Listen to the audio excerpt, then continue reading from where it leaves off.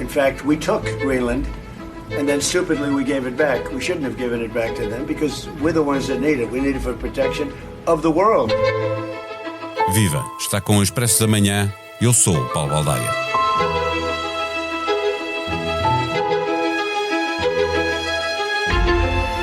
Há 5 anos que a Groenlândia deixou de emitir novas licenças de petróleo, mas uma empresa norte-americana, criada apenas o ano passado, com fortes ligações a Donald Trump, acaba de descarregar numa parte da ilha material de perfuração experimental sem autorização do governo local.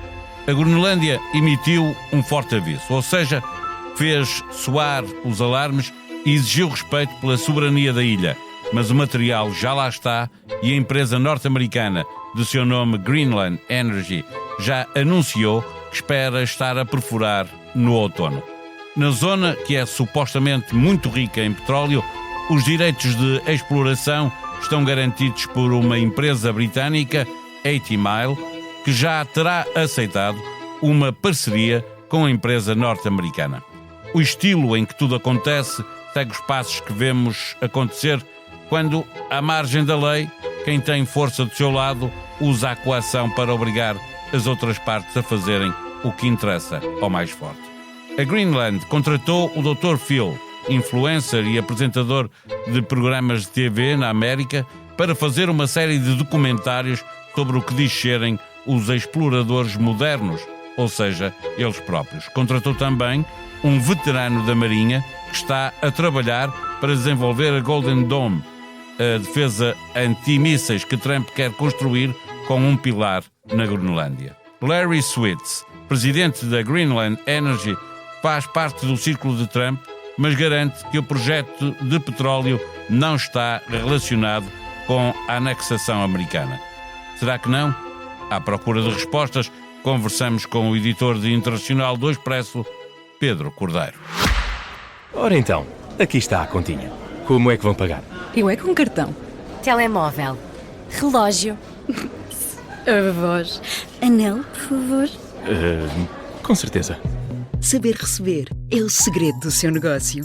Comece hoje a simplificar os pagamentos dos seus clientes com as soluções TPA da Caixa, incluindo pagamentos mobile e online.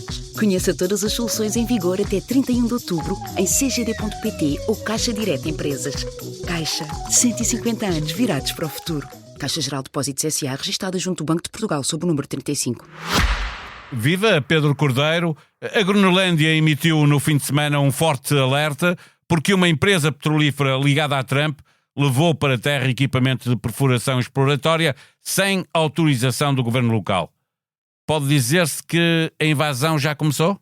Olá Paulo, obrigado pelo convite.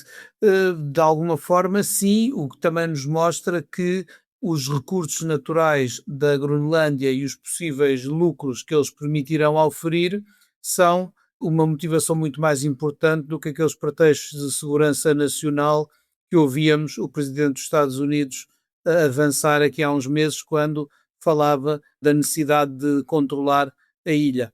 Já lá vamos a essa parte final, também para juntar a esta questão económica, essa questão militar, mas antes disso, o governo da Groenlândia avisou, e vou passar a pôr aspas, que todas as questões logísticas futuras devem ser analisadas e aprovadas pelas autoridades locais. Mais do que um aviso, isto não parece já uma cedência? Percebo o que tu dizes, na medida em que o que se está a dizer é uma coisa óbvia, não é? Não devia ser necessário um país, ou neste caso um território com uma larga autonomia, ter de dizer que as decisões sobre esse território são tomadas pelas respectivas autoridades. Portanto, ter de o dizer já parece um bocadinho cedência. E quando se fala portanto, em vez de recusar taxativamente a dita prospeção, se diz que vamos analisar e aprovar, pelo menos fica uma frincha da porta aberta que Trump consiga levar a sua avante. Portanto, aí concordo contigo que pode haver aqui já uma ligeira cedência ou pelo menos uma disponibilidade para negociar algo que talvez seja o que Donald Trump na verdade deseja. Até porque fala mesmo em questões logísticas futuras, portanto, admitindo que brevemente, e há notícia de que em setembro vão chegar mais material e em outubro já será suposto começar a haver essa perfuração exploratória. Nesta futura exploração do petróleo, os direitos são de uma empresa britânica que, pelos vistos, está disponível para uma parceria com a empresa norte-americana, que foi fundada o ano passado, uma empresa criada o ano passado. Toda a informação que chega da América tem datas para a operação começar.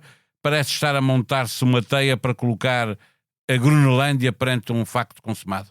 Sim, isso parece ser um pouco o que está aqui em causa, ou seja, pôr a Groenlândia face a um facto consumado, como diz, ou as coisas estarem tão avançadas que negá-las exigiria muito trabalho à Groenlândia, exigiria muito conflito político e podia pôr o território numa situação, e mesmo o governo dinamarquês numa situação em que dizem, bom, não, nós não damos a licença, tem que retirar tudo. Eu cá não retiro e vou perfurar, o que é que faz?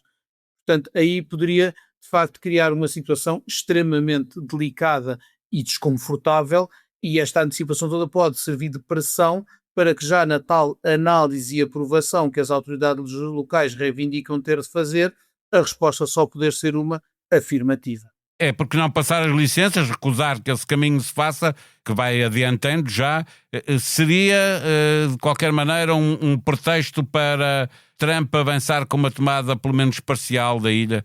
Podia ser um pretexto que Trump quer para dizer, bom, nós tentámos fazer isto também, nós negociámos, somos aliados e este país, apesar de nosso aliado, negou-nos algo que é essencial e em que nós vínhamos com toda a boa vontade. O próprio parceiro britânico, repara, pode servir como uma coisa de não, isto nós até temos abertura, até estamos com, não somos, isto não é uma coisa de Estados Unidos a invadir, é uma exploração comercial, económica normal com empresas, e estes senhores é que não têm essa abertura e essa boa vontade. Podia acontecer uma coisa, um discurso desse género, que depois fomentasse da parte de Trump outras ações e outras pressões. Se chegaria a uma invasão propriamente, tenho as minhas dúvidas. Nós vimos também que Trump gosta muito da bravata, mas quando a Europa respondeu aqui há tempo, através de vários países, inclusive em termos militares, a defender a soberania dinamarquesa sobre a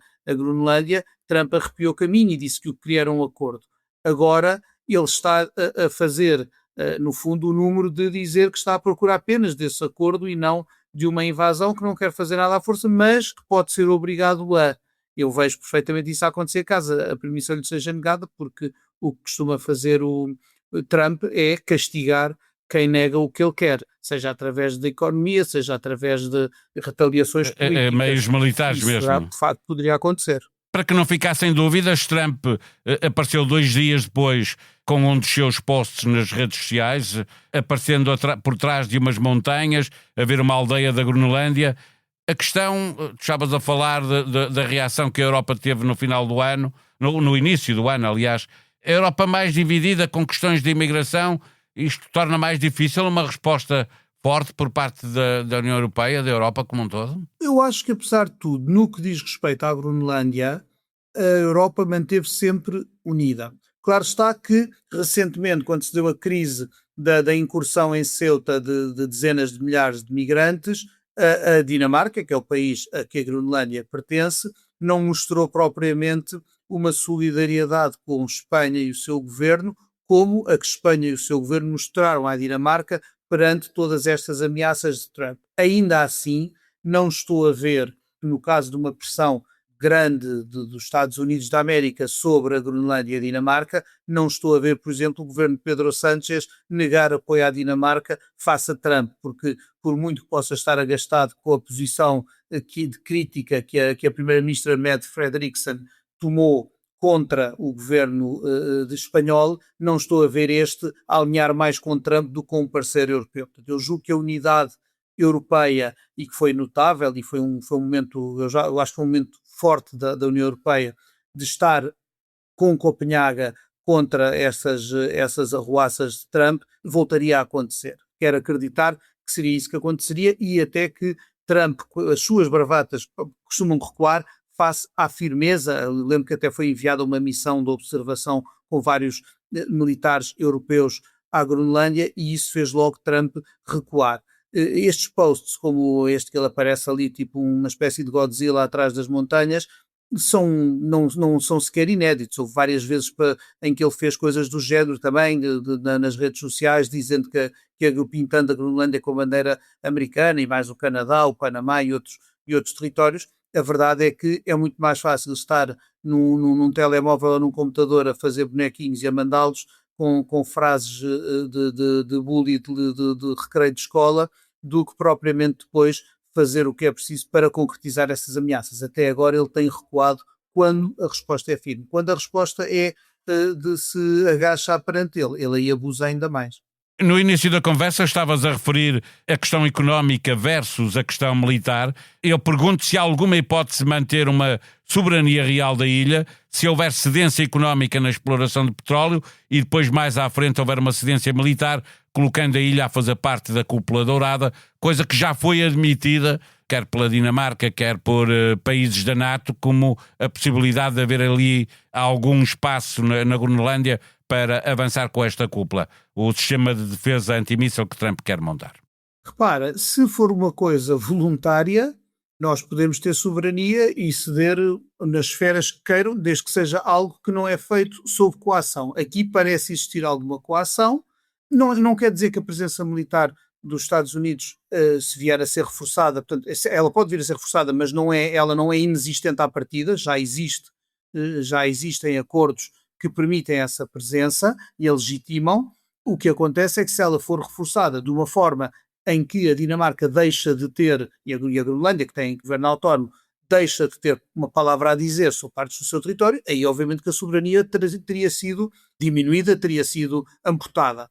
Se, pelo contrário, houver um acordo com regras em que elas têm que ser respeitadas e o são, em que as autorizações que têm que ser pedidas o são e a decisão que seja tomada por quem é soberano seja acatada por quem pede a autorização, a coisa é diferente. Claro que nós estamos a pensar em Donald Trump, mas repara que se for criado algo do género, um acordo qualquer para exploração de recursos ou para presença militar e para cooperação na Dinamarca e na Groenlândia, ela vai acontecer e vai durar previsivelmente para lá da presidência de Donald Trump. E depois também dependerá das autoridades de cada país em cada momento as decisões que vão tomar. Portanto, é evidente que é muito fácil nós estarmos aqui a pensar só em Donald Trump, mas Donald Trump é alguém que, em princípio, daqui a 2 anos e meio, deixará de ser presidente dos Estados Unidos. As vendas da Odisseia no Reino Unido subiram 70%. Em Portugal, a tradução de Frederico Lourenço, diretamente do grego, vai para a 8ª edição.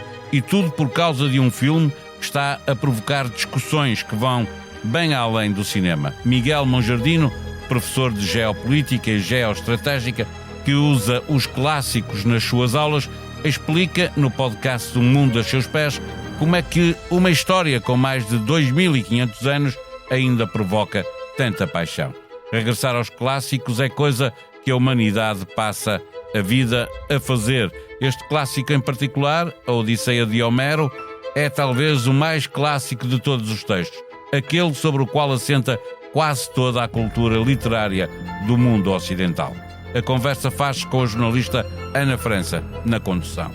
A sonoplastia deste episódio foi de Gustavo Carvalho. Nós vamos voltar amanhã. Até lá, tenham um bom dia.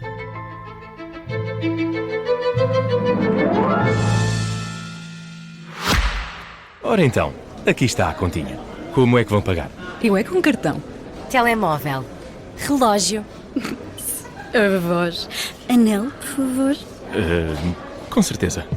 Saber receber é o segredo do seu negócio. Comece hoje a simplificar os pagamentos dos seus clientes com as soluções TPA da Caixa, incluindo pagamentos mobile e online.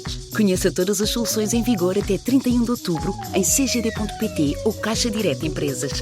Caixa, 150 anos virados para o futuro. Caixa Geral de Depósitos S.A. registada junto do Banco de Portugal sob o número 35.